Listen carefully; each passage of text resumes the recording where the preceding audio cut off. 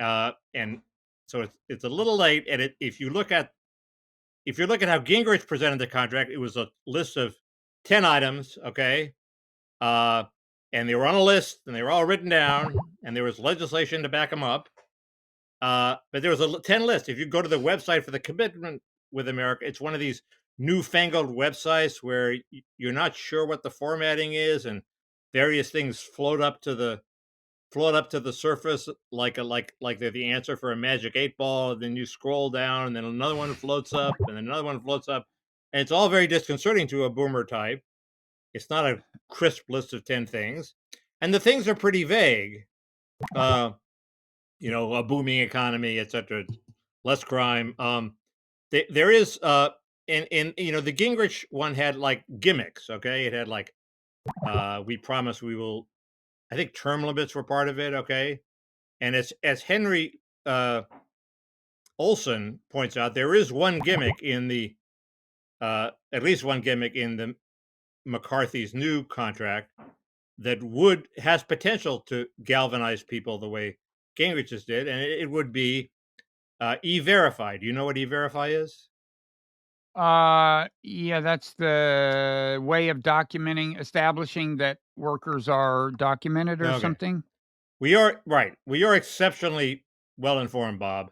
Well, Um, you know why that is, Mickey? it's because you talked to Thousands of me. hours of talking to an immigration obsessive. Right. There you go.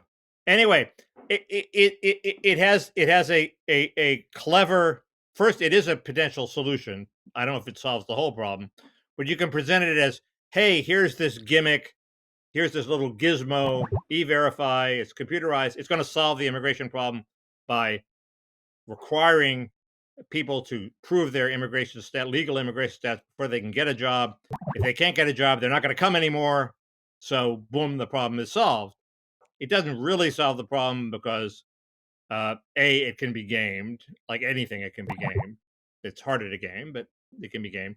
And B, you can go into the underground economy where they don't have E-Verify and find work there. But it's a big help. But it can be presented as, hey, here's this cute, clever gimmick you haven't heard of, and it's going to solve the problem. Don't you want this? And they should do that. It would be very Mhm. effective. But it's sort of hidden in the back pages of McCarthy's commitment. McCarthy can make anything sound like a sellout. He's so amorphous and slippery. He's really not a dynamic leader, uh, and that's why I like him, because his temptation, like with all of them, will be to sell out and have some sort of immigration amnesty, but he's really too stupid to pull it off. So That's kind of a harsh way to uh, describe him, Mickey. everybody says he's stupid. Nancy Mm. Pelosi has complete contempt for him, and he's not dumb, but he's somewhere between dumb and Stupid norm, and dumb. dumb, dumb and smart.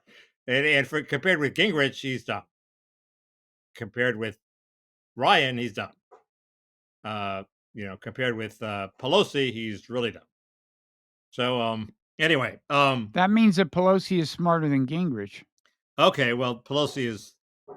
I don't know that Pelosi is smarter than Gingrich. Pelosi is probably more disciplined, maybe, than Gingrich. Gingrich did a very good job when he was speaker.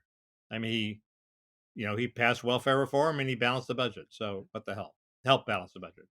Help pass welfare reform. But he did his part. It was not an easy thing to do. If you read